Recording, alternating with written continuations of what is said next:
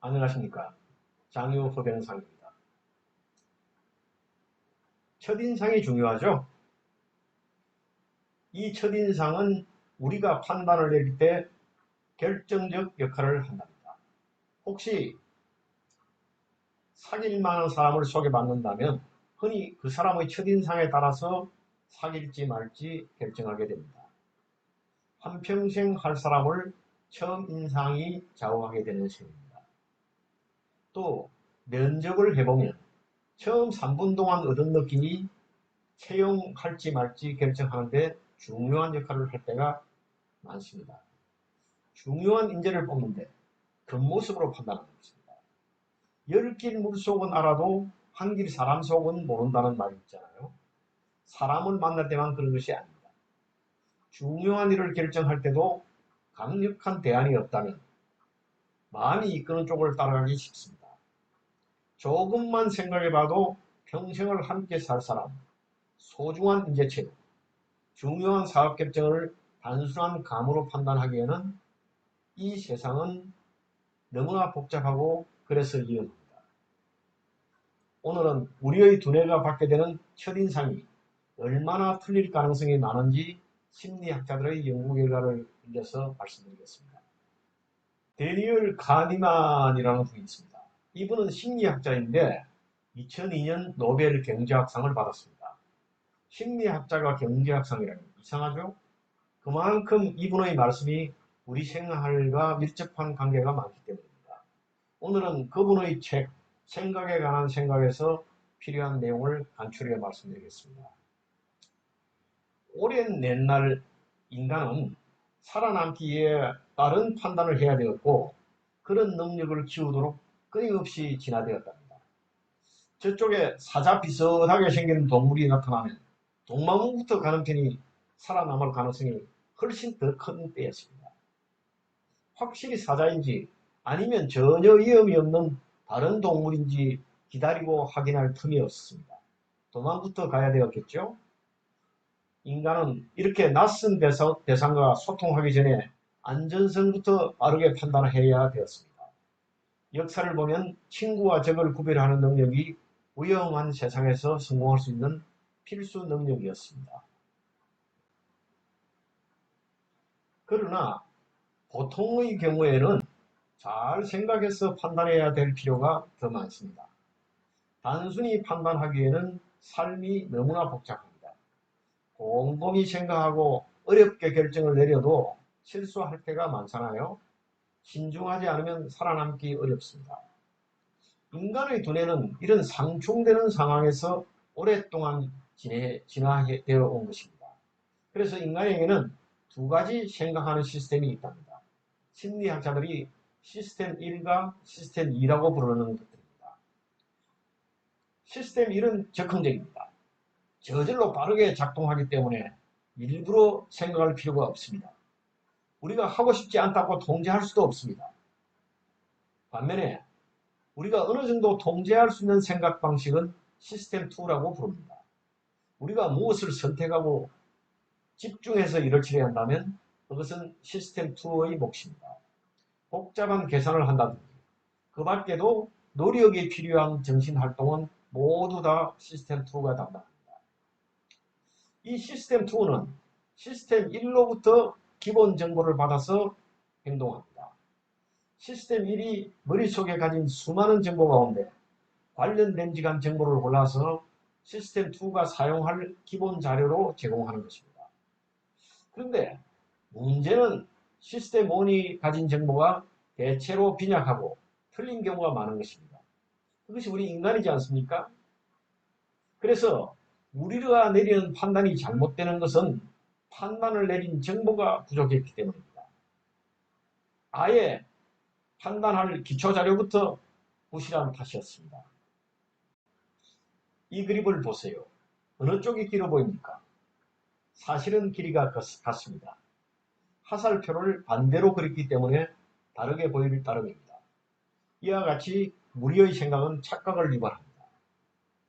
그런데 시스템 1은 시스템 2에 정보를 제공할 때 정보가 확실하지 않으면 바꿔치기도 한답니다. 대충 짐작을 해서 정보를 제공하는 것이죠. 이 그림 어떻습니까? 누가 더 커 보입니까? 맨 오른쪽 사람이 왼쪽 사람보다 더 커 보이죠? 사실은 같은 키입니다. 우리의 시스템 1이 2차원 그림을 3차원으로 바꿔치기 한 결과입니다. 이런 작업은 내가 하려고 해서 되는 것이 아니라 시스템 1이 작동해서 저절로 일어나는 것입니다. 이 그림은 전체 맥락에 따라서 내린 판단이 얼마나 정확한지 보여주고 있습니다. 한번 읽어보세요. A, B, C하고 1, 2, 1, 3, 1, 4 맞습니까? 맞죠. 그렇지만은 A, 1, 3, C하고 1, 2, B, 1, 4는 어떻습니까? 가운데 있는 그림을 보시죠. 가운데 있는 은행이라는 문장을 읽다 보면 많은 경우에 아마도 건물 곳곳에 은행이 들어선 번화가를 상상할 수 있게 됩니다. 그러나 만약에 앞에 가을이 무르익어 은행나무가 노랗게 물들었다라는 문장이 있고 이어서 거리에 은행이 많이 눈에 띄었다라는 문장을 본다면 은행을 돈을 취급하는 그 은행으로 쉽게 연상하지는 않을 것입니다. 아무 문장 없이 거리에 은행이 많이 눈에 띄었다라는 문장만 읽고 돈을 취급하는 은행들을 연상한 것은 시스템 1이 어림짐작으로 답을 한 경우입니다. 불확실한 상황에서는 시스템 1이 내기하듯이 답을 내놓은 것입니다. 이때 어림짐작을 하는 바탕은 바로 우리가 가진 과거의 경험이 됩니다. 인간에게 머릿속이 편안한 상태는 안전하고 친숙한 상태입니다. 원시 초원에서 살아남기 위한 생존 방법의 탓입니다. 사자 비슷한 물체를 보고 피할 때 머릿속이 안전하게 느끼고 편안할 수는 없었겠죠? 그래서 우리는 속단을 하는 경우가 많습니다. 물론 이 속단이 꼭 나쁜 것만은 아닙니다. 대충 넘겨짚어서 시간과 노력을 크게 절약할 수 있다면, 그래서 실수에 따르는 대가를 감당할 수 있다면 속단은 효율적인 삶의 수단일 수 있습니다. 다행히 우리에게는 꼼꼼히 판단하는 시스템 B가 있습니다.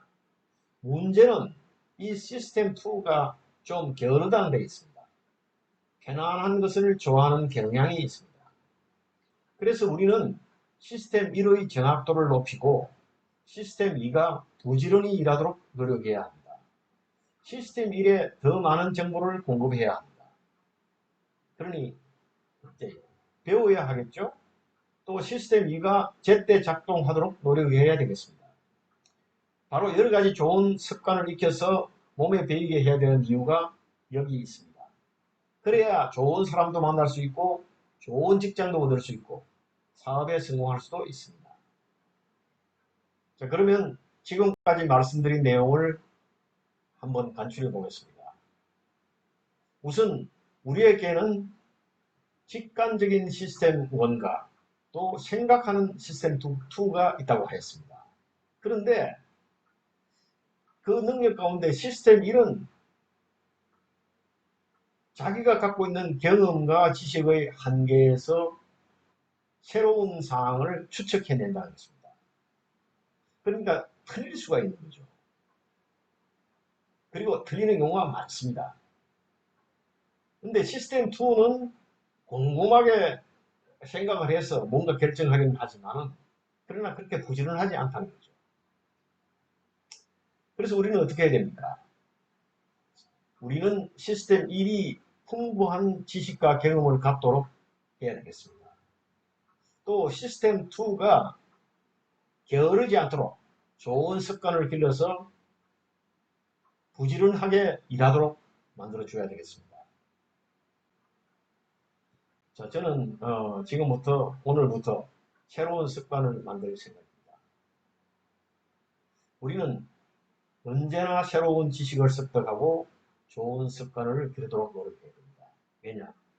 우리가 가지고 있는 정보와 경험이 너무나 일치하기 때문에 뭔가 과거에 그 본능적으로 재빨리 결정해서 도망가던 그 버릇이 발동해서 자주 틀리는 겁니다. 근데 그걸 보완하기 위해서 곰곰이 생각하는 시스템 2가 있는데 이 역시 게으르기 때문에 우리가 좋은 습관을 개발해서 이 게으름을 막아줘야 됩니다. 그래서 거듭 말씀드리지만 우리는 언제나 새로운 지식을 습득하고 좋은 습관을 기르도록 노력해야 된다고 생각합니다. 여러분 감사합니다. 오늘 좋은 하루 되십시오.